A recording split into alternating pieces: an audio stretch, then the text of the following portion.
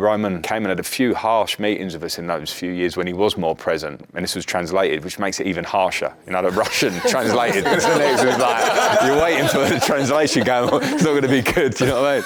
I'm literally sat next to Ash in the dressing room for England for 6, 7, 8 years. Ash comes up to me screaming in my face after they scored the first goal. You were talking about the timing into the box, and I was like, wow, this is incredible, especially for me as a midfielder. Probably should have followed you more than him. I got sent off a lot. When I think of management, I only think of myself being successful. I don't even think of myself losing a game. And I do some any given Sunday speeches. You said that you want to get back into the game, haven't you, in terms of the last 12 months? But are you still on that? Listen to Frank here, I absolutely love them toffee popcorn. I'm a great love of that.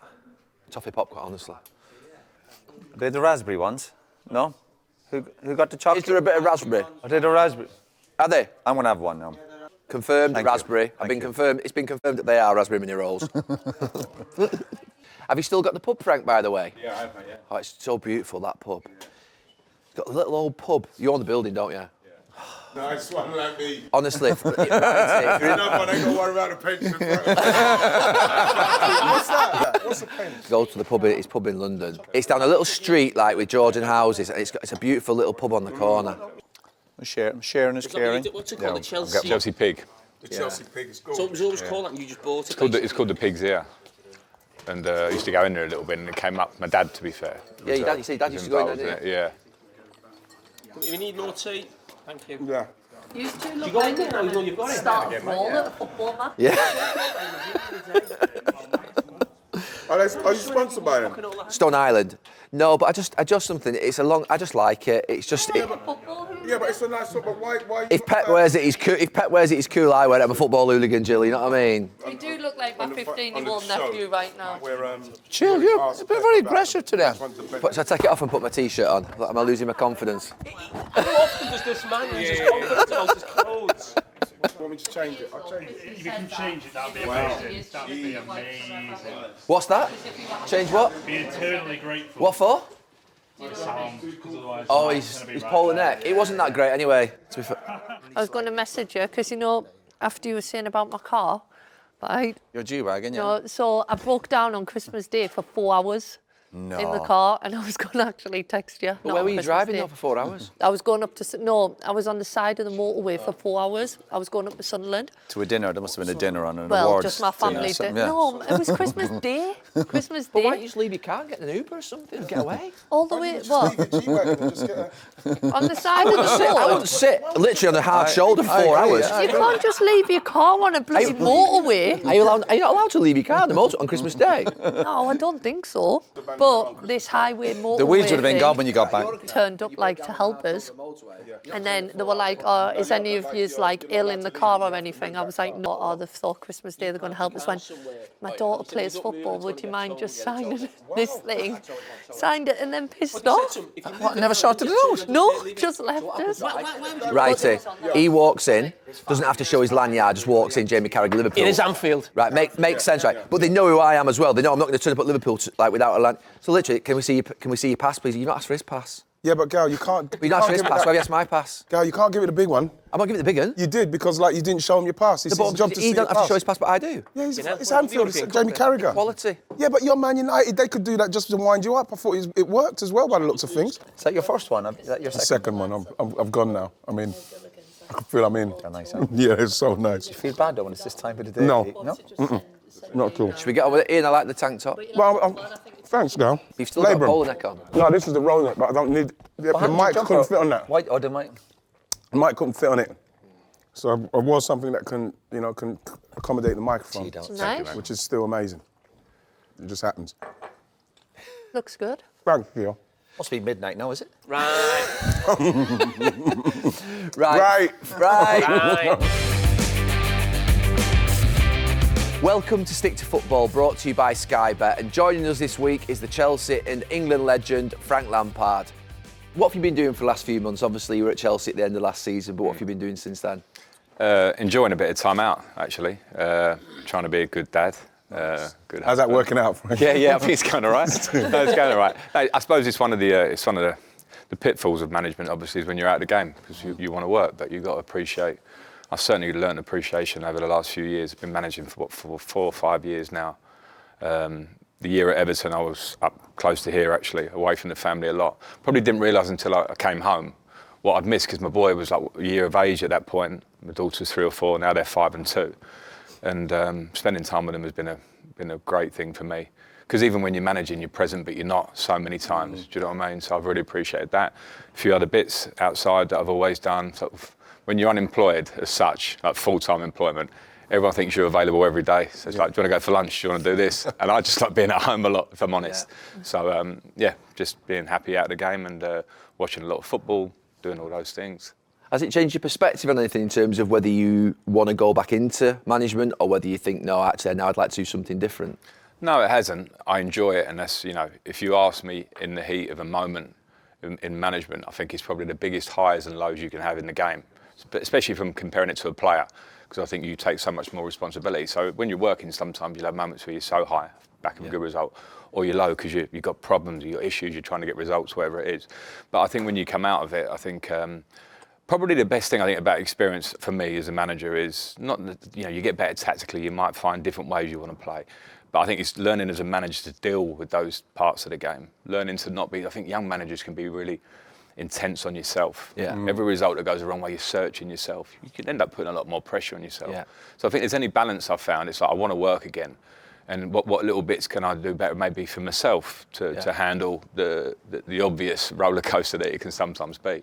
I mean, I had that, to be fair, for a brief time, and I was well out of my depth and didn't particularly want to do the job. I was struggling towards the end. Have you had moments like that in the last sort of 12 months where you've sort of had them difficult challenges opposite Chelsea at the end of the season and Everton, where you've looked in the mirror in the morning and you thought, it's coming on top a little bit? I think at Everton it felt a bit like that in the end, and it was probably searching for results. That's always your job, coaching, trying to pick the right team, whatever, keep the squad happy. But Everton, in the end, there were a lot of issues in and around it. You try not to get too waylaid by them because you can't affect it too much, really. But we all know that there was an issue with the fans and the board at the time. And all those, I was on the phone a lot in the evening trying to connect with owner, chairman, everyone else, CEO, and then go in and do the day job the next day. So I think at that time I definitely found it an intense end period. I didn't find Chelsea as difficult personally because I knew it was finite. It was going to be 6-7 weeks.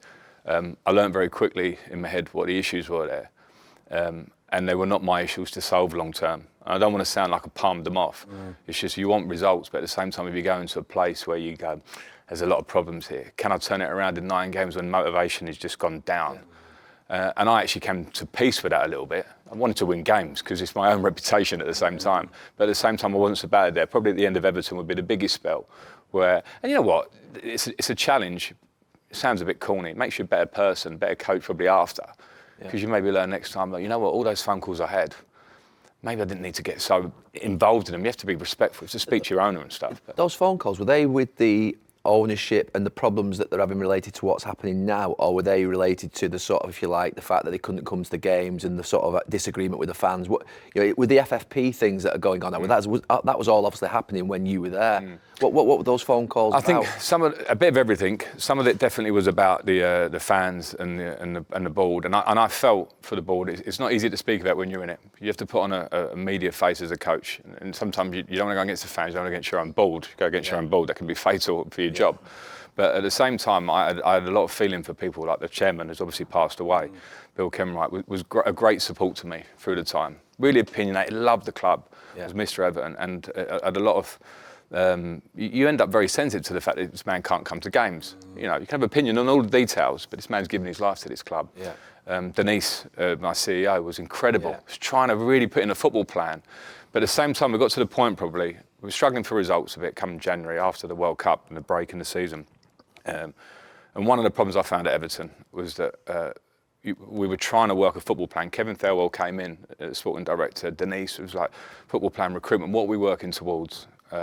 So we're working towards it. The minute January came in, it was like the Wild West. and agents and everyone, and what's it going to be? Who can we bring in? Yeah. We were struggling to be able to spend money anyway because of the FFP situation.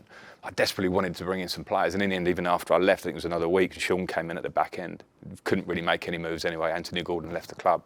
But there was a lot of tension at the club through that, and I think it had been a build-up. You'll know it well, Carragher, as well, but it would have been a build-up over a few years. I felt it from the minute I came in until the minute I left. It was almost like we're in a bit of a crisis, but there's going to be another crisis. That was quite difficult. I think we managed it when we stayed up that year. Quite a lot of the thing was let's build confidence and feeling. And I think we managed to get over the line with that. But in the second season, towards the end, it was challenging. Where was Moshiri in all this, Frank? So you mentioned obviously Denise and you mentioned Bill Yeah. Kenwright, but Moshiri's the ultimate owner. Where was he in all that?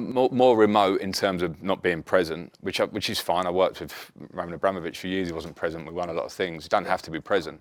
So it'd be more on the phone, having conversations. But I think the joined-up nature of the club, which should have been, I think, a reason for... Was it joined up, though? No, it wasn't. And you could then see why in the last 5 years they'd spent a lot of money in recruitment and it hadn't been joined up. And that came to roost a bit now, and we're seeing, obviously, the aftermath of that now. I think being in the city and sort of having, a few little links to Everton, there was definitely that divide on the board, and it's probably almost why the board sort of finished. It was almost Moshiri was on one side and Bill Kenwright and Denise Baxendale sort of on the other. And I always had the feeling, I don't know if you felt the same, when Denise and Bill Kenwright and other people couldn't go to the game, and people were asking them to resign. Why are you still at the club? Why have you not resigned? Was the feeling that almost they needed to be there to almost somehow try and keep in check Moshiri, because he could, when you're talking about the Wild West and agents coming around, was that feeling of yours that they were almost staying to actually, if we leave him to his own devices, things could actually get worse? I think there would have been a bit of that in terms of there was definitely a different strategy from the owner to what the chairman's idea was about it and to what Denise's was. I think some of it would have been their own, determination to see it through. I think the chairman was a tough man. He was a strong man, do you know what I mean? As I say, he was very caring with me, and I went to his memorial recently, and the amount of people that spoke for him, and I liked it in terms of how they were speaking, because it's what I sensed from him. He can challenge you a lot. Denise was working everything to get this stadium over the line, which I think is going to change the club going forward, hopefully, and working with us to try and get... So I think they were working their own way, as you say, in a direction on the ground, much more. Denise, particularly for me, at the training ground, always trying to work forward, always trying to problems. And so we got a few players over the line in the previous window, which absolutely Denise was scraping and trying to do everything, communicating with the Premier League, because we were in, on a tight line. So I think they were just probably doing their job, and I understand why it would have hurt them deep down, being Evertonians, that they couldn't go to games. Had mistakes been made from different people? Of course they had been made. But I think there was a genuine good nature to them in wanting to try and keep the club in the league, try and keep moving forward. How was it for you then? Because the FFP thing has just sort of dropped. Obviously, Everton have been docked 10 points. They've been, charged again. I mean, what was it like for you in terms of, okay, you're looking for players, and when you talk about Denise was talking to the Premier League. I mean, at any stage did the Premier League say you can't buy this player, or you've only got so much to spend? I mean, how did it work? Yeah, there were a lot of details to that, and obviously when Richarlison left the club, we all knew it was coming. Because it had to happen. So he left the club. It gave us a little bit of wriggle room to try and bring in some players there, because my view on it at the back end of the season was that we'd stayed up, but the squad needed a lot of work. And it wasn't just the idea of bringing players in, it was the idea of getting players to move on. Now, some of those players were probably, at an age in their career, would sign long contracts. We're not going to go anywhere. The practical nature of any football club is sometimes you're then a little bit hamstrung by that. As I say, at that point, intentions were great of trying to bring players in, but the reality was, I think we were never really going to do it. The Everton supporters are obviously, fighting for the club in terms of the 10-point deduction and sort of attacking the Premier League, if you like. But those discussions were the amicable with the Premier League. Was it almost a feeling that you were working together, or they were sort of stopping you doing things going forward? I was never really privy to them, so I would only get feedback off the back of it. So I think they were amicable to a point. but there were clear lines of what you could do at that stage. Is it like frustrating as a manager because you've got all this stuff going on and really you just want to manage and coach your team, don't you? Like, did you do a lot of on-the-field coaching, or did you feel like that's what you wanted to do? But there seems so much going on for managers that they don't get to just focus on the team sometimes. Yeah, well, you've got to be wary of that because there's not much you can do. And in terms of recruitment now, the modern manager is not the old school manager who's travelling up and down the country watching players to bring in. You have to leave that, pass that over to recruitment and the idea of what the club, you have those conversations and you go, right, what is my job? So I don't want to sound here now like I'm making a big smokescreen of what that back end period was like. It was like that. My main job was always to coach the team. And I am a coach. When I work, I want to be on the team with them, setting up game plan, who we got next week, what's that going to look like? And when you're going through a tough time, sometimes you go, next game's Brighton, then it's Man City, then it's so-and-so. And you go, how are we going to work around that? So absolutely, the big part of my priority and focus at that point was coaching the team, as it always is. And then, dealing with all those other bits, something you've got to try and be able to handle. I mean, I can handle it. I definitely don't want to sound like a baby or making excuses here, because the real reason you leave the job is because you don't get results in that period. Do you know what I mean? Regardless of the 2 or 3 hours you might have on the phone at night, you've got to find a way to prioritise coaching, if that's what you want to do. Lamps, with the fact that you're born into the game, it's all you've known since you were growing up. Where's the enjoyment in the management for you? Where'd you get that something, Frank? Because listening to this now, it sounds like everything apart from actually getting enjoyment and doing something that you love, which I know you do love. But where's the enjoyment? Well, did you get any? Even with the wins, could you even reflect and be happy for any time? Yeah, I could be, definitely. And if I look back through my career, I've had managing career, I've had big wins that have probably given me more fulfilment than any of my playing days. Unfortunately enough, I won stuff with my playing days, whether it was because of Drogba or me or John Terry. I was in a great squad, great setup. So, but when you are the manager, the feel of responsibility of, getting Derby to the playoff final, and you beat Leeds, who are probably a better team now. You feel a big sense of, and keeping Everton up in the league. I mean, that's an enjoyment. That night, because of living in the city and starting to buy into it, and the Evertonians were so desperate to stay up. Being a bit of a head figure as such in that moment is massive enjoyment. And then you do get the day-to-day working with young players, and you go to Chelsea, you feel linked and proud of Reece James, or Mason Mount, or Tammy Abraham, players that go on to do good things. You don't take the credit for it, but you enjoy the day-to-day. Did I give some information? Did I give them an opportunity? Right. So there are loads of things. I definitely don't want to sound like we've just asked me about that end period at Everton, sort of focus on that. In the other parts, loads of other parts of my management, people will always can always make a big deal. You left that club, that was a bad ending. But at the same time, I can look at the jobs I've had and gone, at Derby, we had a good run. We actually got the club together. We got to a playoff final. Okay, we didn't make it through that. Chelsea, we got to the Champions League, and we brought in some players, same week, because of the staff and everyone that works together. So there are loads of good moments, and you do have to get a balance to it. You can't think I'm going to go and win everything. Yeah. Every manager's got relative success. Pep wins most years. He's a brilliant manager. We've got fantastic players. The rest of us are looking for relative success, whatever that is.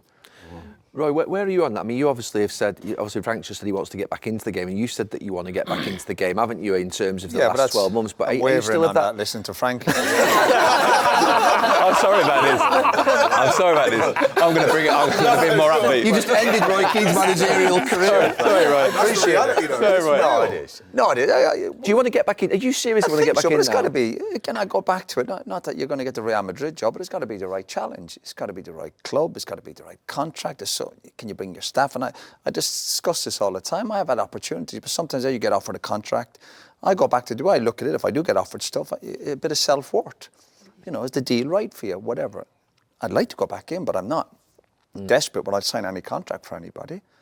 But even your experience, Frank, remember, all them are experiences that will make you a better manager. Yeah. As you said, the off-the-field stuff, dealing with board members.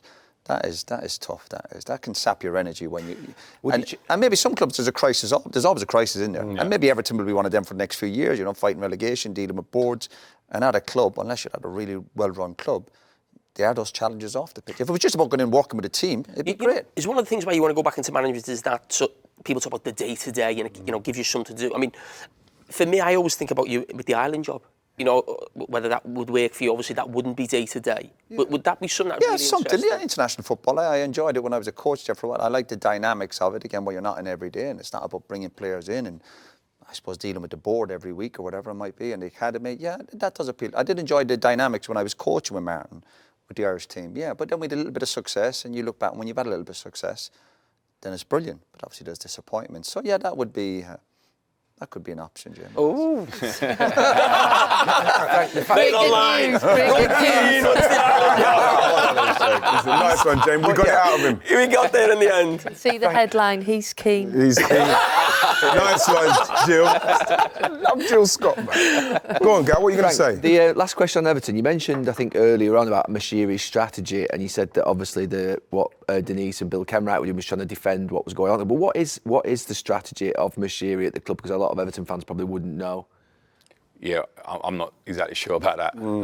I'm not saying that too loosely because I came into it probably, I don't know, 4 or 5 years. It had been there before I got in there, but you could see that it had been 4 managers: Marco Silva, Roberto Martinez, Carlo Ancelotti, Big Sam. Benitez, Big Sam. Sorry, so 6 really, managers, eh? high level managers when you go through that, Champions League winners, etc.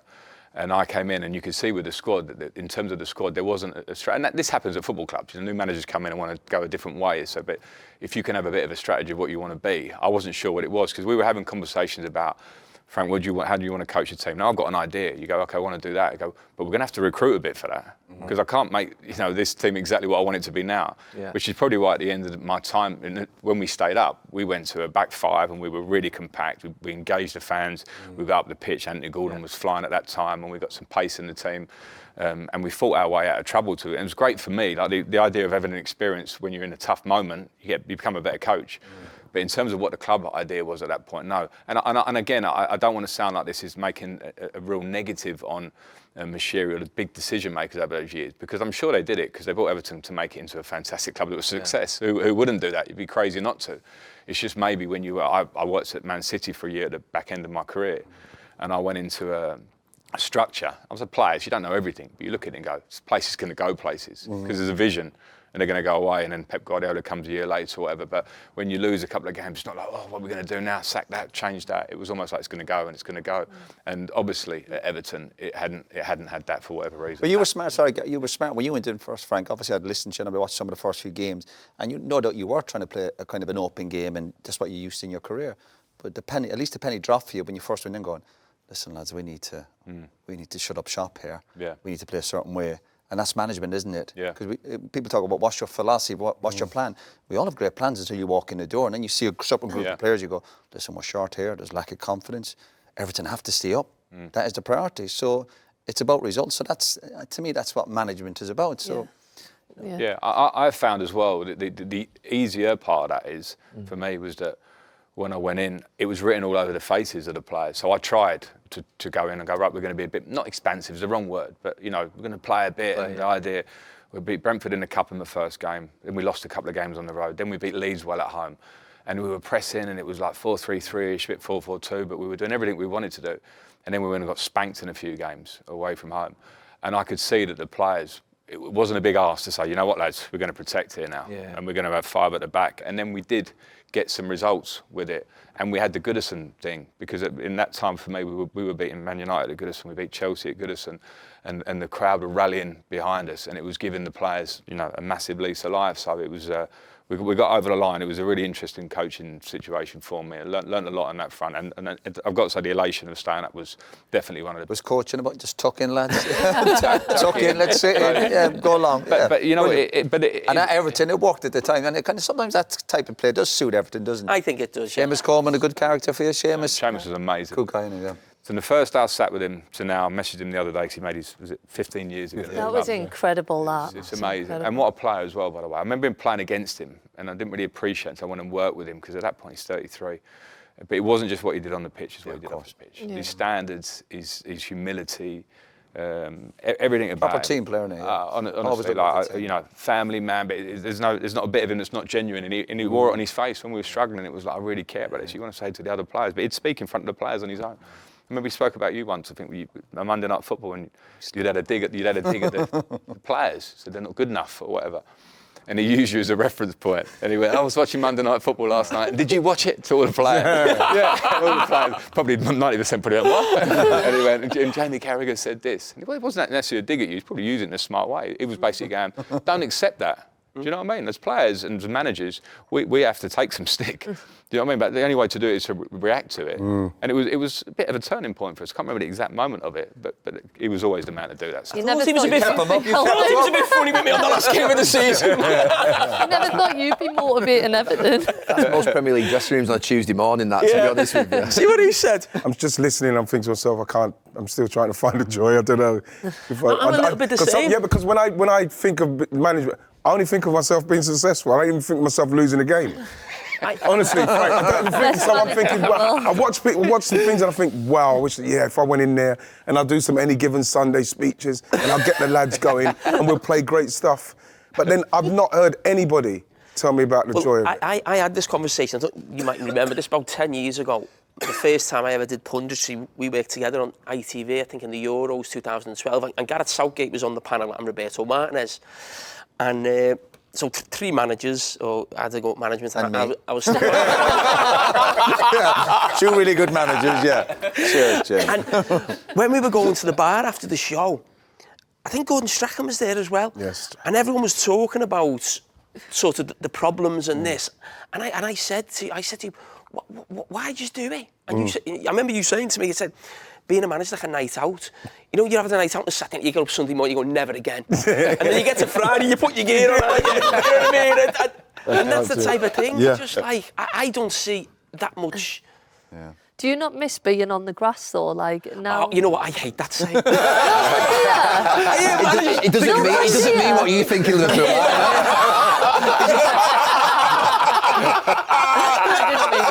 Get on the ground. Just back from Thailand.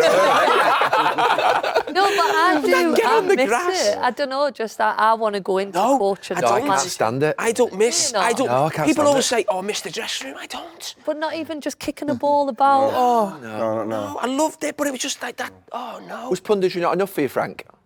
I wouldn't say it's not enough. I think that's disrespectful to it because I enjoyed it and allowed you to have a nicer lifestyle. You know, it's like I know we'll work hard on the table in our different ways, but like it's from being a player, obviously. So no, I enjoyed it. I enjoyed the preparation. I wanted to be as well prepped as I could. I wanted to do as good a job as I could. But you were good at it as well. Oh, I thought I was okay, but you always want to be better at it and do what you do and look around and see other people doing it really well, and you kind of want to be as good as you can. I wouldn't say it was. No, I just enjoyed the period of doing it, and you know, it actually gave me an eye towards the analysis thing, which you have to do when you're a manager, and it's done so well, and that's why I appreciate good analysis. And I appreciate where I can see prep's been done and someone's watched the game rather than just gone, no, they pressed higher, they didn't, you know, like the generic stuff. Yeah. I saw you the other day, the Man U game, and you talked about the midfield boy, and you were talking about 2 10s either side of you, cover the space, wait, and then you know where to go. And like, for me, if I'm sitting home, that's what I want to hear. I want to hear Roy Keane show me and tell me exactly why, because he did it for 20 years Cheers, or whatever. Frank. Yeah. No, but it was. But I appreciate that. But you guys, you've done that on Monday Night Football and made it an amazing show. And right, when he talks about movement, of, you know, whatever it might be, like those things I think are good to this. Is what I would want to be, that version of that. But then when I got into management, the sort of drug to be the flip of the negative side of it is, can you get improvement? And the more you go into the whole of that, because I want to be a coach and I want to coach the players and I want to give them ideas. I want to show them what they could do to be better. You do buy into that yourself. I watch games with a completely different eye than what I did 5 years ago or thought as a player. So you actually want to get improvement, you want to improve players. And then you know, like I said about the younger players, that I have been able to be part of the journey or the project. But you know what I mean? You do take a sense of pride in that and enjoy that. So there are lots of things to say. You're on about changes, sorry, like with staff, do you constantly, not that you blame the staff for, you know, when you've had a bad result, but you look back and think, maybe I'll tweak that with more experience or whatever it might be, no? Or were you really comfortable with everyone around you? Yeah, I was. I had a really good group and we got on very well. I know it's not about that. It's not about a lads trip, but we were up living. It does help if you get on with people. So the staff office, like as much as sometimes at Everton, again, could have been challenging towards the end, we had a real laugh in the office about a lot of things. I wouldn't repeat the stuff. Work again. But we had a good laugh, and people, you know, Joe Edwards now managing at Millwall, Chris Jones I've worked with since I started managing, Paul Clement as well, who's obviously worked with Carlo and all these clubs and managed himself. We had Ashley Cole, so we had a lot of experience in the room. I certainly wouldn't put it down to any of my staff or. No, I wouldn't say you're putting it down to them, but if you were back into another job, would you say, listen, if one of them is tied up, I'll leave them to it and I'll just... Well, one has since gone on to be managing Millwall, so I think you do have to think like that. And sometimes those challenges are good for you as well. You're always making you think what you're good at and what maybe you need someone else that's better than you at doing. Analysis, whatever it might be, set pieces. I look at you and sort of Stevie, and probably Wayne at the minute, and you're looking at Wayne Rooney at Birmingham and getting stick off the fans. You're talking about sort of ups and downs of the job. Stevie's in Saudi now.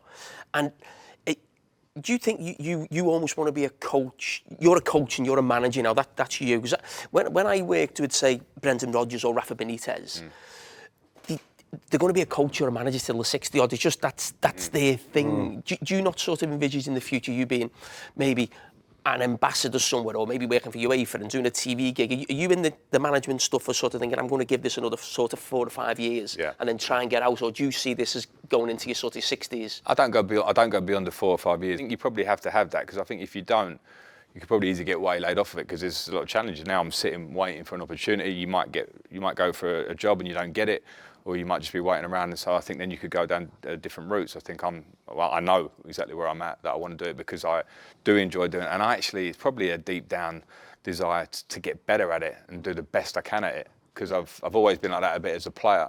I haven't lost that. And as much as you try not to listen to outside noise, there will always be outside noise. It's me, Stevie, Wayne, particularly because of probably our playing careers. Yeah. I think it's of good interest to people that have probably watched you have a pretty good playing career for 20 years. And then go, I'm not going to just give you an easy ride into management now. And they kind of presume that you just went, I'm going to finish now, I'm going to be a manager, and you work bloody hard. I think there is a level of disrespect. I want to talk about that. Do you think there is a level of disrespect to this sort of golden generation of managers, and it's almost been the last few weeks because of what's happened with Wayne in particular? There's an element of ridicule which is unfair. Yeah, I think that's definitely a point, because the golden generation thing was a nonsense anyway, because no one proclaimed us a golden generation. There's some good players in that squad, but so did Italy and France, and they had Zidane and they had Pirlo, and the international football was always a challenge to win, and that's an old story now. But of course, it's nice to rehash the story and go on result. But every manager, it doesn't matter whether you're. I don't want to cry too much here, because every manager gets a tough run. Every manager will be top of the tree after a few wins, and in threat of getting a sack within a few, whether you're part of the golden generation, just an English manager or a foreign manager. But I would say probably in the last recent period, there's not really been a young British manager that's come and been a bit of a standard bearer for it. So there's always this kind of, he's another one that's not really as talented as, because to be fair to foreign managers, starting with probably Arsene Wenger, Jose Mourinho, Pep Guardiola, Jurgen Klopp, they have made a massive difference to the tactical nature of the game in 20 years. Not an English manager in that list. But at the same time now, there are a lot of English coaches. And I think it is a stick to beat you with sometimes, the golden generation thing. It's hard. That's another headline for now. Poor old us, do you know what I mean? The golden generation, we're still good. That's what we want on this podcast. Yeah, there you go. But to be fair, Frank, because to be fair, I looked at this quite a bit in the last few days, and it's this thing about who's a successful manager and who's deemed not a successful manager. And, I was looking at the win percentages of, say, the golden generation. Stevie's win percentage overall is 57.1%. Yours is 41.3%. Waz's is down at 25. Mine was 35, and Valencia Scholes' was 30.8. I'm just named 5 there. 35? Are you serious? I mine 35%. Nice one, Was that Captain Copper Del Rey? But what's staggering, and look, the equivalent charity shield, friendly's that. But then you think about these managers who have unbelievable careers. Sean Dyche, Graham Potter, Roy Hodgson, Sam Allardyce, Eddie Howe. And, Roy, your win percentage overall is 38.7%. Eddie Howe's is 35%. Sam Allardyce's overall win percentage in the Premier League is 32%. Roy Hodgson's overall win percentage in the Premier League is 32%. Graham Potter's, who's deemed an unbelievable manager, and I think he's a great coach, 28%. Wow. Sean Dyche is 28%. Now, that's what I'm talking about in terms of they're deemed to be very successful. I think you mentioned this quite a few times, Roy, over the last few years, and we would say they are successful managers, but they've got probably 300-400 games under the belt. How do you two, who have maybe only had one difficult job between, you've had one difficult job at Ipswich, you had a difficult job at maybe Everton in the last few months, How do you get to 10 jobs, 12 jobs like they have when your win percentages are higher than those, but you're deemed already to potentially be, oh, where's your next job going to be? That's over a longer period. It is. And I'm not disrespecting them at all. I'm just saying. Look at the clubs and the situations. Yeah. So how do young managers, when they're being written off with percentages of 40%, 38% as an example, why would you give them a job? We've actually got higher win percentages than some of the ones that are deemed have got incredible careers. Well, unfortunately, you sort of have to ignore it because I know perception's a big thing. Because you just talked about it there, and I think our careers maybe then get held on us a bit. I think yourself even going to Valencia, you decided then you're going to go down your own route, but there'll be an element of people that will probably sitting back in England and go, it didn't work for him out there. Do you know what I mean? That's a reality. That's the real world that we live in. Yeah. So you've got to try and ignore it, or you get drawn on the silly article that just throws that up without any context of where you worked at. Sam Allardyce will be low because he kept keeping clubs in the league that maybe didn't deserve to stay in the league, or whatever it is. So I think that's a perception. You just got to try and put it to the side and work forward. But I know what you mean. It can have an effect. It's the world. Do you think it's because those managers maybe took jobs lower down to start with, and then went like that, and maybe the jobs that say the golden generation have gone in a lot higher, and maybe there's that perception that I think that's where there's an element of where if you finish and you've had a decent career and you get a decent job quickly, I think there is that resentment towards managers who've had a good career. And just say you might mention a few managers there who were down the lower leagues and they learned their trade at League One or League Two in 200-300 games. And they sometimes get away with it, I think, when they get better jobs. But I think people are waiting for certain players who've had a certain career, if they've seen they've got an easy job quickly or a big job quickly. Yeah. I think there is that idea of like, oh, well, sometimes you don't get the benefit of the doubt as much as other managers when you've had a difficult spell. Because every manager, even the great managers, go through difficult spells. They can't... Players with a big name, a great player, you can't make your mistakes, if you know what I mean. So the managers you're talking about there, Roy Hodgson, I think, started in Sweden. We don't really know how it went, or obviously he did really well at the time. But I think Sean Dyche was at Watford initially. Graham Potter. So what I'm saying is, even when they're having a good time or a bad time, they're going a little bit under the radar in terms of them. Whereas you can't. Everything's right in the spotlight. Stevie can't win. Everyone's like, and it feels like everyone in this country we're desperate for our Pep Guardiola, because everyone says, well, Pep does it, he went straight in Barcelona. Pep Guardiola's a genius. He's probably going to be the greatest manager of all time. There's pluses and minuses. You have to hold your hand up and you go, listen, because of your career, that has given you an opportunity. Sure. Yeah. But then you're not given that bit of breathing space when you have a difficult spell, because again, the first thing they throw at you is, oh, you're never going to be as good as what you are as a player. And that's, there's some of the hang-ups you have to face. Eddie Howe's had it, I suppose, a little bit. Eddie Howe was going to be this and that. Then Newcastle going through a difficult spell. But he started off really well. Obviously, I know he done really well at Bournemouth. Went to Burnley for a while. He came back to Bournemouth, and that's. There's challenges for every manager. Yeah, it's not but just. They don't get enough time though. Like Rooney, how long was he in that job? It's crazy. Like I think we spoke about it before. But you're going into a club, you've got to change everything. You get a bad run of results. I feel like back in the day, they didn't just get rid of you after 12, 13 weeks, and I think it takes time. So, but that's your decision making, though. The club you're picking as well. You know, Birmingham, I know they were doing okay at the time. Even Wayne stuff at Derby, I'm sure that was difficult. Off the field stuff, and he goes to the States. So everyone's got a different journey. But Wayne.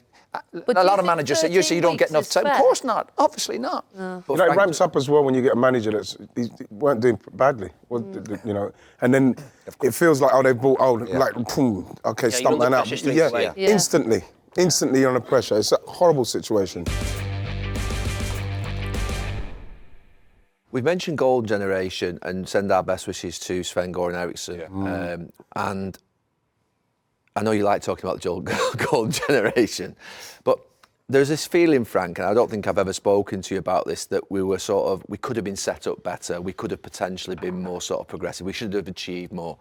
And I just wrote a team down this week in a system of play that had David James in goal. We've got three centre-backs of Sol Campbell on the right, Rio Ferdinand in the middle and John Terry on the left. Got David Beckham right wing back, who played there under Glenn Hoddle. Ashley Cole left wing back. He's dropped himself. He had to drop himself. He said, he wants to win something. Paul Scholes in midfield dictating the play, holding like Pirlo did. You and Stevie obviously moving forward in those number 8s, and then Wayne Rooney and Michael Owen up front. I picked that team and I thought, if we were set up in that way, could we have won something? Do you think the golden generation should have won something? Now, you said that France before are better players, and I sometimes go along with that theory as well.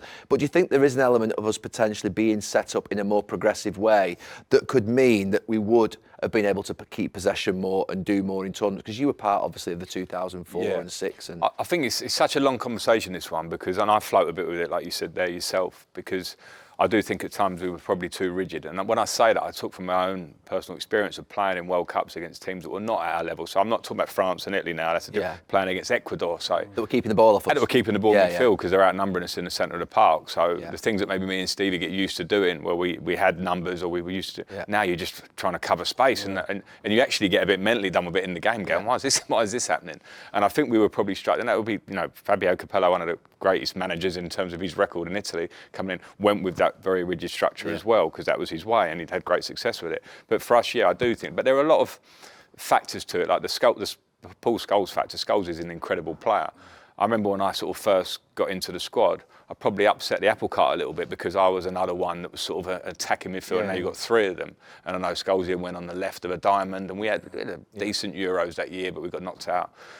So then Scholes kind of retired from international football, I think, for his own reasons, whatever they were.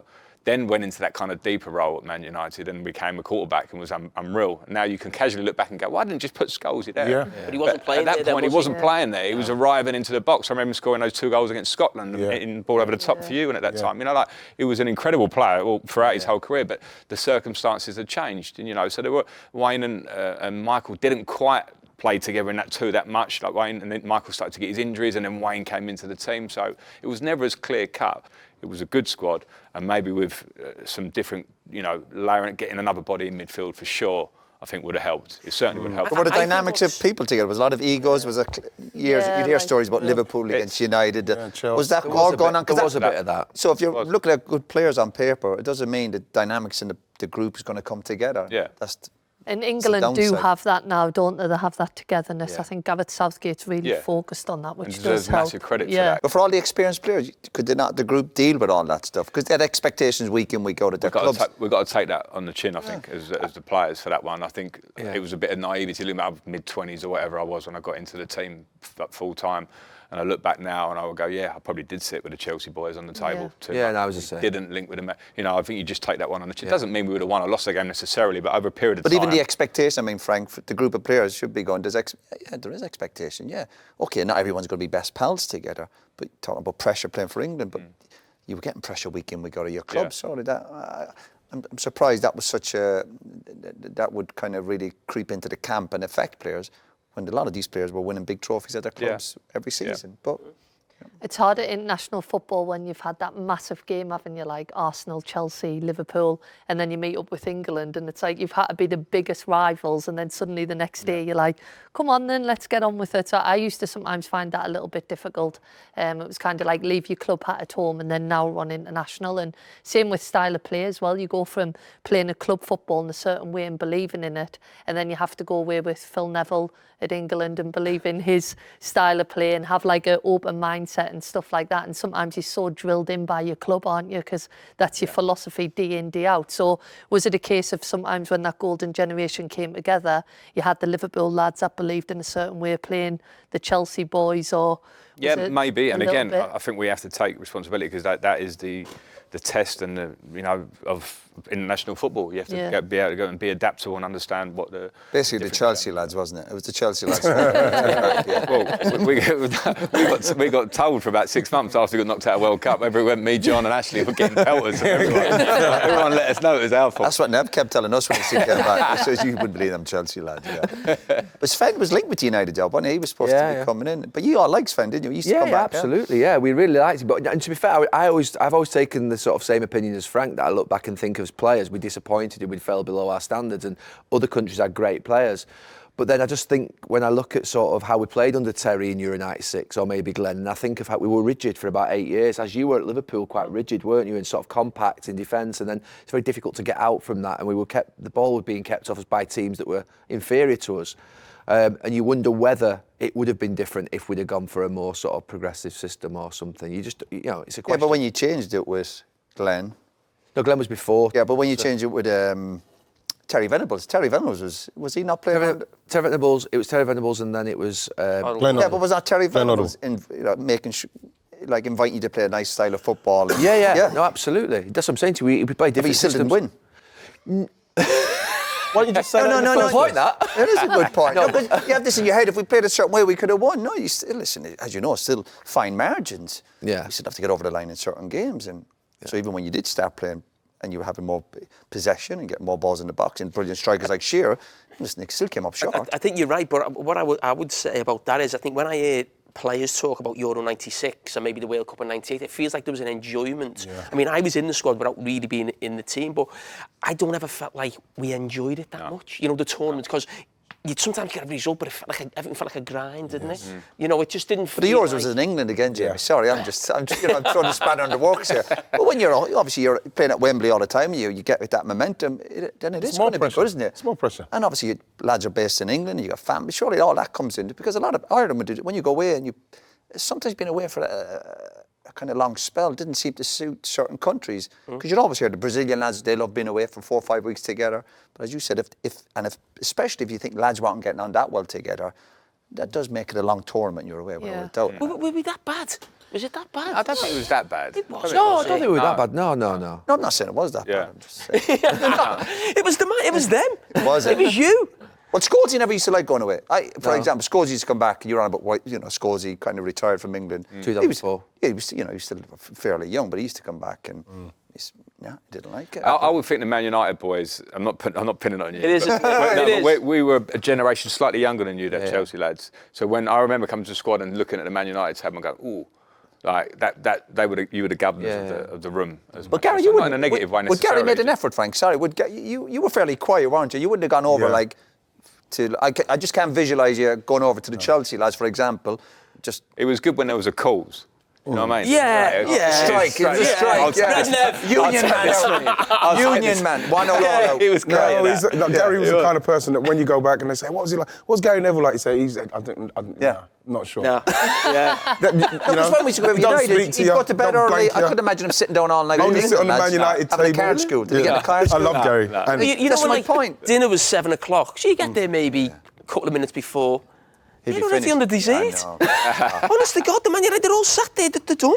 Yeah. And it's like, card school? Did you get involved in the card school? No, I didn't do card school. No. But this is all not a diversion. There were 6 of us in the squad. There was a lot of us there. There were a lot of you there. And environment is clearly big because we'll talk about it at a different time. You need a good environment, but you don't have to be best mates. And I remember one thing I remember from yourself and Phil actually as players was your mentality. I remember the warm-ups you used to do in the dressing room and that. Like Phil used to do doggies in the back of the dressing room. I thought it was a bit much. You're still doing them? In the positive, I looked up to that. I was like, this is what Man United, because you were winning everything, pretty much. But you know something, Frank? That wasn't up to Gary and Phil. I thought just in all of our defences, I think it was quite an intense period between United, Chelsea, Arsenal, Liverpool. There was a lot of, if you remember that, we were all going for the Champions League between sort of that period of 5-6 years. Jose had come in, he was trying to create a siege mentality. Arsene Wenger was obviously with the Invincibles. Liverpool was starting to get closer with obviously Rafa Benitez, and there was a lot of anger there between Sir Alex Ferguson and Rafa Benitez. So it was all a bit like you were at each other's throats. But the manager ever get you together? This is my point, and feel that tension. And even if you go, it's not that obvious. You're not going down and not speaking to people, but you're missing something. It wasn't that bad, but it'd be little things for me. So I know Glenn tried to, for instance, he brought in a single table. So basically, rather than having the 4 round tables of 10, and then you might sit on different tables, he would bring in the one big table, so you're all sat basically around one table, and things like that can help. What else? I think one of the problems was... Just a table. Quiz night. Chinese. I think within that rivalry, if you thought of Chelsea at that time, it was you and John. It wasn't just like you were in the team. You were like, and it probably felt a little bit like sort of Liverpool was being Stevie, and you were like the class of '92. So it wasn't just the teams were against each other. The big figures within those teams. Were sort of like the Did leaders you of like the going away, teams. James? Did you like going away with England? No, not really. I remember for that reason or for football. Oh, not reason. to do with that. Roy, I never played. Roy, but you must have enjoyed being together and training with other, Roy, the tunnel game at Arsenal. That game, you remember how Arsenal were that game? They were so fired up before the game. Arsenal scored the first goal, don't they? Right. What was that, the 2-2? No, the 4-2. We win in the end. Oh, was that? Yeah, we win the game. Was that Sharpie? No, it was well after that. Yeah, no, it was well after that. Ashley Cole. I'm literally sat next to Ash in the dressing room for England for 6, 7, 8 years. Ash comes up to me screaming in my face, you fucking... After they scored the first goal. right? Ashley Cole, the most placid. You know, Ashley's a brilliant lad, isn't he? Yeah. Another great lad, yeah. We had to get that in. Ash comes screaming in my face. I'm like, what the fuck? Should have booted him. Right? So literally, like a couple of weeks later, you literally sat there next to him. Yeah.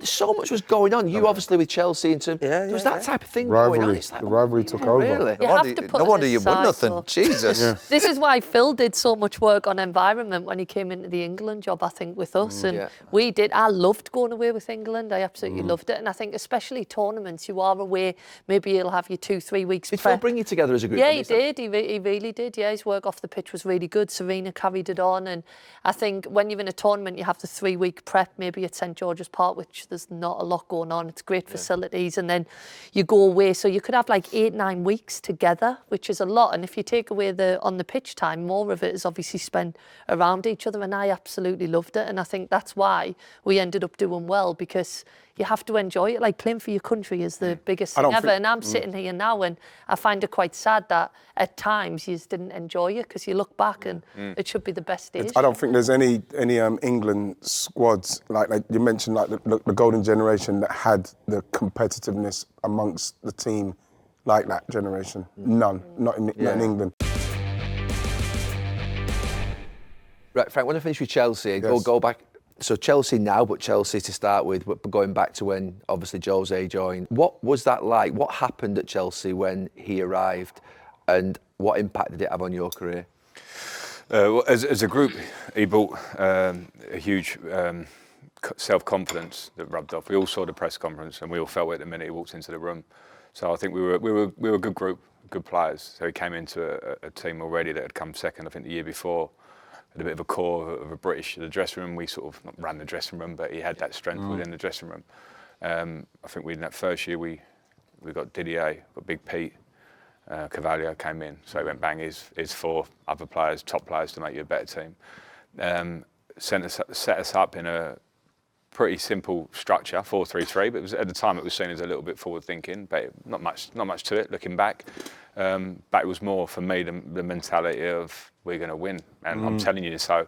And when you got loads of mid-20s year-old lads sort of taking that in, I think we all took it in. So it was. Was the first league match against United, or was that Yeah, the second? 1-0 away. I was centre half. Yeah. I didn't get the goal away. You I centre didn't give the half? goal away. Have we got on video? Let's get the video. Johnson, wasn't it? Did you play Yeah. centre half? Yeah. You centre I half. knew that. Did your legs start? No, but that was you're on about a new manager coming in, putting a statement down, and Yeah. it was a big win. Even that. It We knew was. early in the season. But we played a diamond that day for some reason. We went into 4-3-3. I don't know why we played a diamond, and it was a bit stodgy, the game. It wasn't a great game when we nicked it 1-0.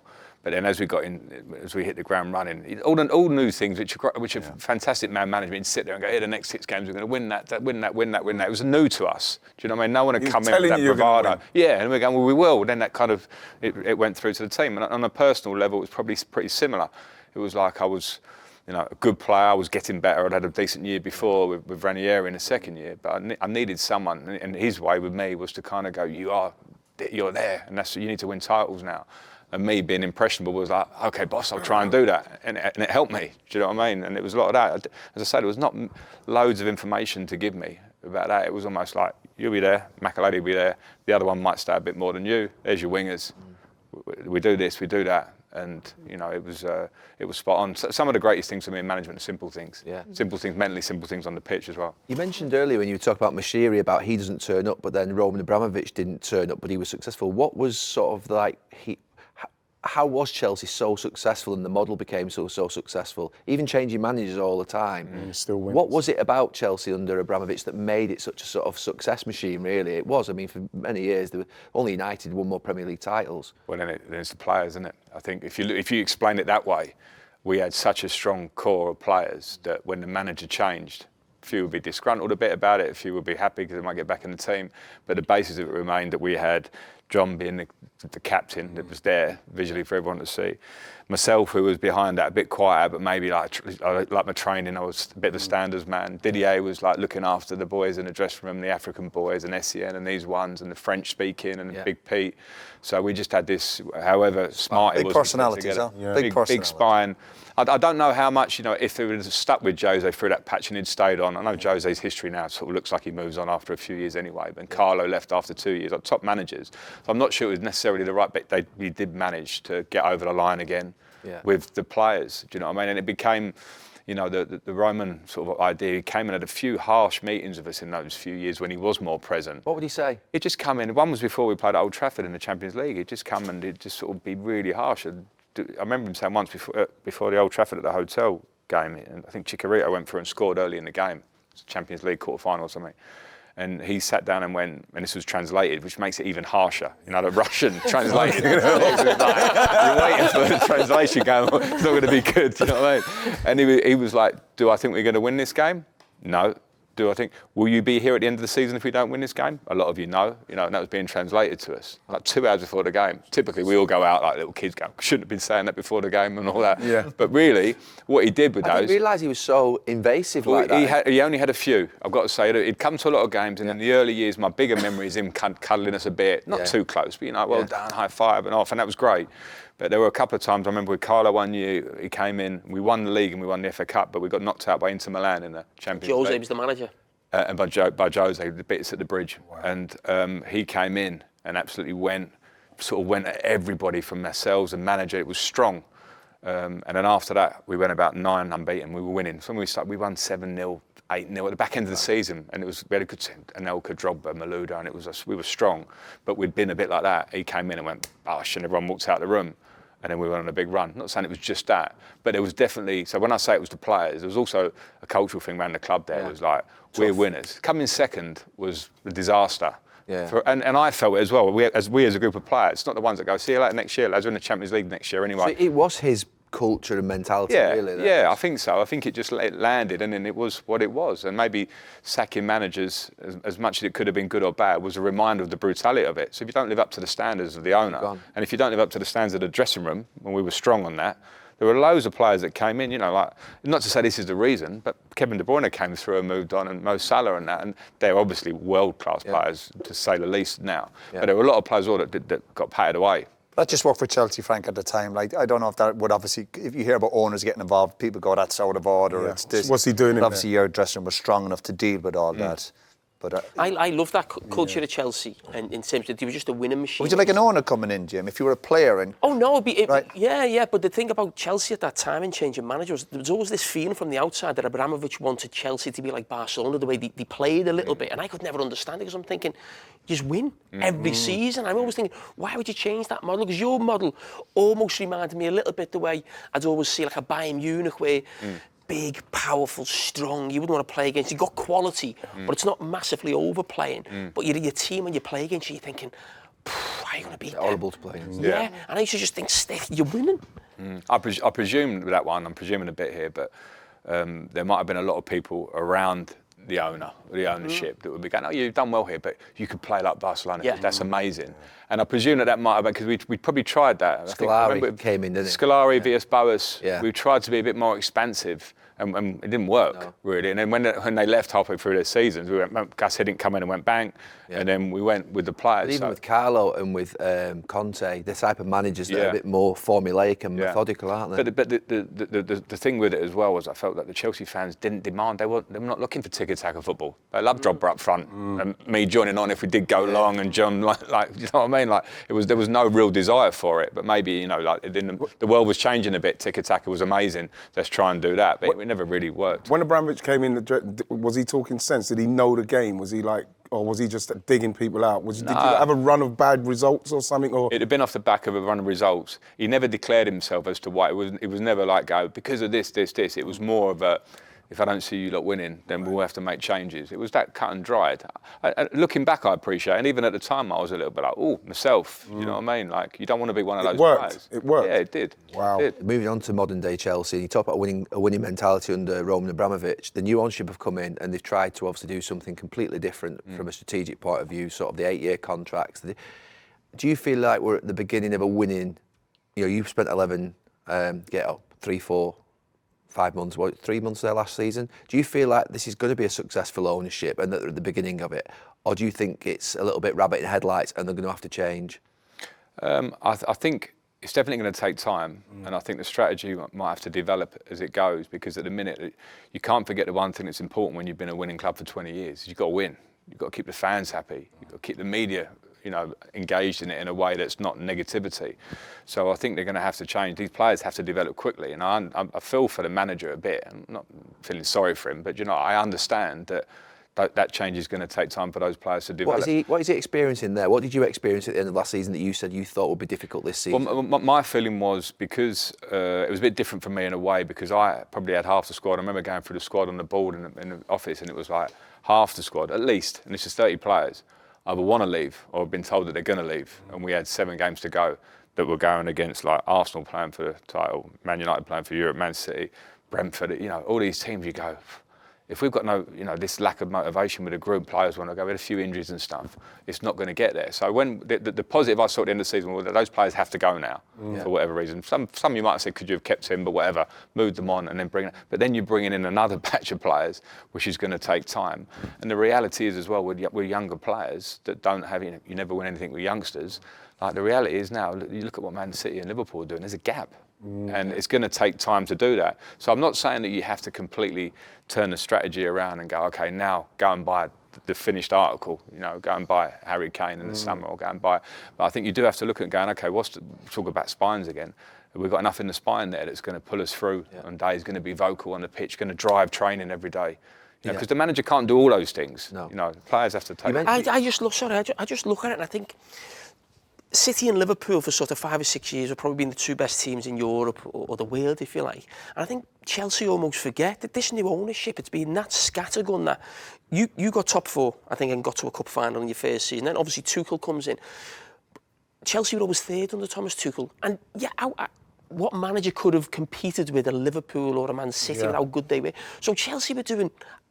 I thought they were doing fine. 2 cup finals against Liverpool. Liverpool won on penalty shootout on both of them. So they were competing with the 2 best teams in Europe at the time. And then the owner comes in, and then all of a sudden Chelsea look like they're 8th. Whereas, even for a few years, they weren't winning everything. They were still really competitive. They were the best of the rest, if you like. And it's still a competitive league with Spurs, Arsenal, Manchester United at that time. They were still sort of the best team behind those 2. And then all of a sudden now you look at it and you think, they're miles away from the top 2, but even sort of you look at Villa now, even like a Newcastle, Manchester United last season, it just feels like so quickly it's just gone from being almost there to just miles away. Yeah, no, I see what you're saying. It's a Premier League, it moves forward really quickly. And at the time, now, as I say, the strategy has been to recruit young, and it's going to take time. Now you're seeing the difficulties of that. So I don't think anyone can expect. I think if Chelsea, progression this year will be starting to play better and get a better feeling around the place. Now, I don't know where that ends up it might be 8th, it might be 6th or whatever, I don't know. And it's just a reality of it, that, Carragher. I agree with what you're saying. I just wanted to ask you about Jose Mourinho and perception of managers before. Obviously, Jose was seen as the greatest manager in the world with Pep Guardiola. What do you think's happened in the last few? Do you think the game's moved on in terms of style expectations? Or do you think there's still a place for a Jose Mourinho playing the style of play that he plays? Because the perception's changed, hasn't it, around Jose in the last few years? There's no doubt about that. Yeah, I think there's definitely a place for it, because not everyone. You manage with your style, and I don't think anyone would expect him to go miles away from that, because that's what's given him success over the years. I think the reality is as well. I saw when he lost his job recently that. Back to the win percentage, Jose's was 48.2% at Roma, which is his lowest ever. That's why he's got the sack. Well, of course it was. He's at Roma. He's not at Chelsea with a squad that's going to get 70% win percentage. So everyone's got different challenges. He's got them to 2 finals, European finals. Wins one of them, doesn't win the next one. And I just think, that I would never. Again, I'm not going to comment too much. I don't know what's Roma. I don't watch the Italian football. Speak to Jose, Frank. Yeah, on message and stuff. Yeah.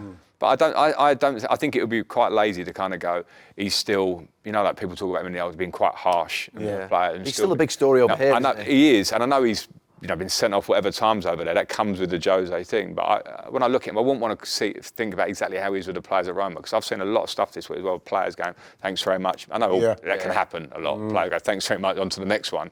But at the same time, I would have thought he'd adapted. He's a smart man, and he can't change from being Jose. He's won him 30 titles or whatever it is. Yeah. So I think there's absolutely a place for him. I think it'd be interesting to see where he pops up next. A couple of community questions. How much was natural talent versus work rate to become the elite footballer you were? That should be a question for you, like as a viewpoint. Do you know what I mean? It's hard for me to say. Come on, Frank, answer. I was 99% work rate. But you know what? Yeah, because that's like it's a backhanded compliment.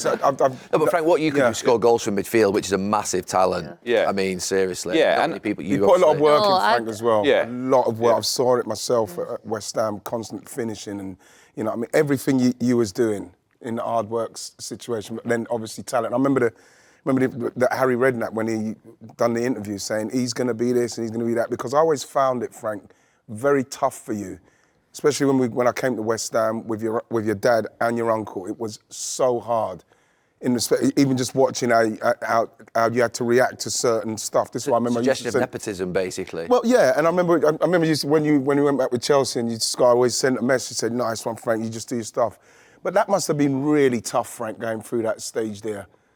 Yeah, it was tough because I was probably 17, 18, a kid still, really. So when grown men are giving you a stick for that. But now with reflection, you look back and kind of go, it's probably the making of me. Because at the time when I was a bit soft, but you kind of, and then you get through it and you come through it and it makes you a bit tougher. So I don't reflect on it. It was certainly tough at the time, but also... Did it drive you to work harder? Absolutely. Yeah. Prove people wrong. Yeah. That stuck with me through my career, and the start of it probably started there a little bit. But I was in a great environment too at West Ham, because I had Harry Redknapp, and as much as it was hard for me having my dad and uncle, it probably did help a tiny bit, do you know what I mean? In certain ways, and for a little step, and then all of a sudden I went and did the step. But players like yourself, Di Canio, Wright, Harry had a nice little environment to train, and I loved it, because I was looking up to people great. The socials were amazing, weren't they? But I think the original question, I think hard work is a talent in itself. So if you're prepared to put in the hole, it's very natural to me, like to want to. Did Harry come up one time and really defend you? It was brilliant. It's a beautiful watch. It aged very well. We used to do them together in England under the 21s, didn't we? And when you think was that? Oh, lively. Let's leave it there. But I always, when I think of like sort of, like the superstars of the England team, you think of like a Rio or a Michael Owen or a Rooney or Stevie.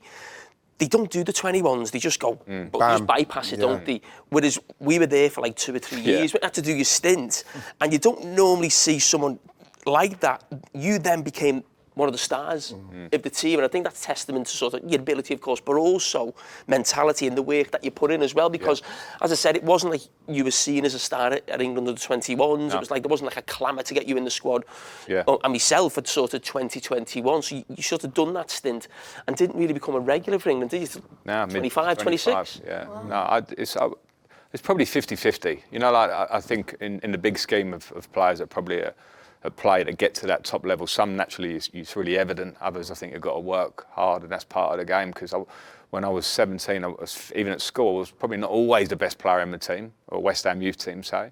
But then I want to be, so I used to run. But again, fate things go in your favour. I had a footballing family. My dad going, "You are going to be. You're going to run." He was a worker. Lose the He puppy worked hard, fat and run. Do you know what I mean? Like all those things. He was one of those. Absolutely. He trained his pilots off. Yeah, and I'm lucky at that, because I've seen kids go by the wayside that don't have that push. Maybe their parents are not as invested or whatever it is that didn't. So I had things in my favour, but it stuck with me. And I had like an obsession with training. It was but scoring goals from midfield wasn't by chance, because I remember watching a video that you did with the Man City younger players that circulated at City, and you were talking about the timing into the box, and I remember just looking at the detail that you were sharing with them, and I was like, wow, this is incredible, especially for me as a midfielder. Probably should have followed you more than him. I got sent off a lot, but you put detail into absolutely everything, didn't you? Like your standards, and was that goal scoring something that you've worked on a lot? Yeah, well, I worked on. I was always like a practical man. I learned it from people like Wright because we would do finishes from all sorts of angles and at all sorts of speeds, proper speed. Yeah. So I would always look at where am I going to have my shots from. They're either going to be arriving onto something, which will be 1 or 2 touches in the box, or it's going to be me shifting it outside the box and hitting it. And I would just do that again and again and again. And then you layer it up with like when the winger's got it, do you wait? Do you run off the back of someone, diagonal runs, all those things? You know, I think a lot of top players, it's an intelligent. I think it's quite simple, personally. Maybe that was one of my talents, being able to clock the right time to run. Or rather, I'm never going to beat 5 players, really. I can clock the right time to run and maybe be fitter than you. It's hard to coach that, Frank. And I think a lot of that's instinct Yeah. when to make those runs. I know you did a brilliant shot outside the box, but also getting the end of stuff. And again, you're talking about other players. Scholes, he had it. Gerrard. And a lot of people actually do have the good movement, but when they do get in there, they panic and they can't finish. That's very hard to coach that. Yeah, the timing definitely. Time So is the many key. times now, balls go across, and I'm like, where are they? Like, so I do think it's a real I art. think you've got to be really hungry as well. I was really hungry for goals. Yeah. Yeah, that's a good point. Yeah, I remember I used to work with players, midfielders. You talk about getting the box, and players would turn around and say to me, "Well," and you'd mention you and Gerrard and Scholes and all these boys, and they would turn and go, "But I've made 3 runs." You go. Yeah. You know, sometimes they've made 20 runs, but you only see the end of one, maybe. You know, you got to keep getting in there and be brave enough to not get there and be brave enough to miss. But players make 3 or 4 runs, they think, no. Keep getting in there. Be brave enough to get in. With you, even like. I knew you were going to say that. Honestly. You'd be watching a game, Chelsea, they'd be like 2 or 3 up, the game's finished, and everyone's just walking around. But if he hadn't scored, he'd always get one in the last minute. He'd keep running. I go, that jammy bastard scored again. and his other favourite was, if he hadn't scored, getting loads of shots in and saying sorry before anyone's even had a go at him. I know. And he gets it again, he goes again. I didn't realise you were studying me so closely. Was it bonuses in your contract for scoring goals? No, I was just well paid. That was it. No bonus stuff. Yeah. And last question: which player have you coached that reminds you of yourself the most? Well, I used to get asked this about Mason Mount. It was just an easy question. Do you know what I mean? And I didn't really see it, if I'm honest. I think we had different attributes. We played in a similar area of the pitch, obviously. And he sort of ran forward, but he's not got the finishing. He probably Just talk to us about him and his move to United. Talk to us about what you see in him as a player, because obviously you believed in him enormously and got great things out of him.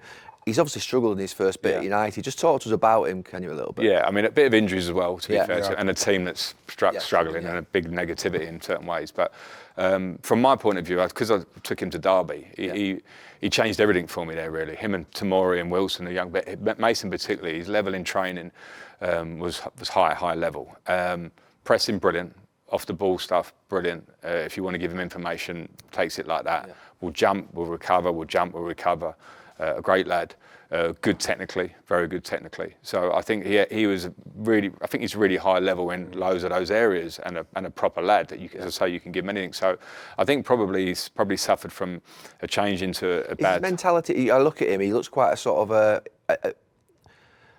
I'm trying to say this in the right way, which doesn't sort of, if you like, impact negatively upon him. But he looks like a nice mentality. Has he got that real fierce mentality? No, he has. He's very driven. Like if you drop him, the face goes. Right. You know what I mean? Straight away, he's one of those, and not in a bad way. He's like, no, I want to show you. He absolutely will want to show. He's very determined like that. I wouldn't be sort of like kidded by it, as you say. I see what you mean about the look of him, but he definitely is a determined lad. I'm not just saying it because he's my lad a bit, and I've had a relationship on the pitch in terms of managing him. But I do think he'll come good because of that and because of his talent. Yeah. And once the team gets more structured, because I do think it's important for a structure of your team to say that you're an aggressive 8. Or you're in a 10. And the only worry I had when he went to Man United was, where does Bruno Fernandes and him fit? And then you've got Casemiro. I know it's starting to develop already and change probably away from that as an idea, but you kind of go, where do you fit? And I think when you are, and this is not to dig Mason or to dig Man United actually for bringing him in, but I think a player at that level, for that level of money, you've got to go, this is the plan. Yes. That's what I'd want to hear. Yeah. Do you know what I mean? And my question would be, where do we fit? He's almost got to play centre midfield. If Fernandes plays, he's not a centre midfield. He's more of a 4-3-3 man, isn't he? Is he basically the position that you played in that sort of I'll say one sitter and then one of the two in front? I would say he's probably slightly more advanced than me in general play. Yeah. I like to arrive from deeper and probably drop down and play a bit more than arrive from deeper. I think he's higher. Where in Tuchel's team that won the Champions League, he's a 10. high, sort of 10 on the side, 2 10s and a 9. Yeah. And I think he could do that probably better than I could in a way. I like to come from deeper, so a bit higher up. Could play as a single 10 as well. But again, you're going into the captain of the football club, Bruno Fernandes, is playing there, who hardly gets injured as far as I see it. Yeah. So I think that would be a difficult one that is a conundrum to solve as a team to get him, into the team in his best position. But that's one of his challenges, isn't it? If you're good enough, you've got to find a way, and we can make excuses. And again, the injuries have held him back, no doubt, and he's gone into a difficult, I think, time at United. But if he's got that belief and that personality, but it's up to you. You've got to find your way into that team. Yeah, but Roy, like Frank said, it's the structure. If he's got the right structure and you can fit him in that. And that's what we're saying about United earlier. You got to get the team first. Yeah, get the structure right. Then you can put someone like him in. You're getting the team first. I agree on both points because Mace does have to do it. I think he will, but I think when you go from, certainly when I had him at Derby, when I managed him at Chelsea, and then Tuchel came in, but they would dominate a lot of games. My team, I'd have him jumping. We'd be quite high up the pitch a lot. Yeah. I do think Man United do a lot of their best work when they're counter-attacking from deep, turning teams around, and Rashford's gone bang, bang, bang. Maybe Mace has got to get to grips with what that looks like for him, because all that high pressing stuff's great if you're in a high pressing team. They're not a massively high pressing team. Yeah. All these sort of stuff in tight areas up the pitch, which I think he's good at, and can get better at it, I think, and be more effective in the box, score more goals. I don't think they stay there lows and you kind of going like that. They actually go their best stuff. When I've coached against United, is probably have a lot of a ball, but be worried, be careful of that. Yeah. And I'm not sure that Mace is one that's going to be going, oh yeah, I'll join you, Marcus. You know what I mean? It's not easy for anybody. No. So it's different style of play as well. What's the best piece of advice you've ever had to finish? Well, it'd probably be from my mum, and it would be stay humble and keep your feet on the ground no matter what. You know what I mean? She was always like, and she used to say rise above it would be her things. So stay humble and rise above shit. And I haven't always managed to do that. I don't think any of us do. Do you know what I mean? But sometimes I check myself a little bit. That'd be that. Nice. Brilliant, Frank. Can I ask you one thing? No, I didn't want to say this. Like Columbo. Oh no, he's going to get you. You must be aware, obviously, when you've managed and you do your interviews, and you do that thing where you laugh and then go serious. Yeah, I've seen it. My daughter said it to me.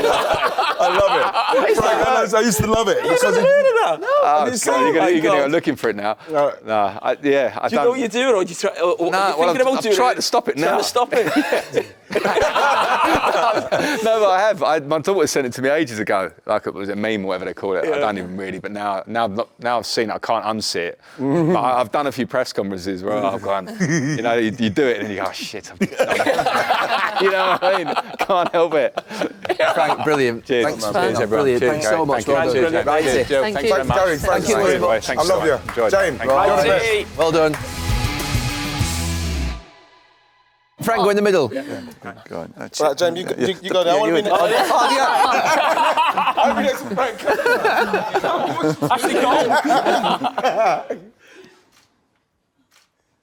Anti-Irish, isn't it? I tell you. No. Thanks. Brilliant. Thank you. I want to be next to Frank. No, I want to be next to Frank. Right. 3-hour chat about how England won nothing. Plug it up. I know, I'm trying to be. Oh, if we just stayed at a different hotel, we would have won. The bus driver. Different bus driver. Thanks, everyone.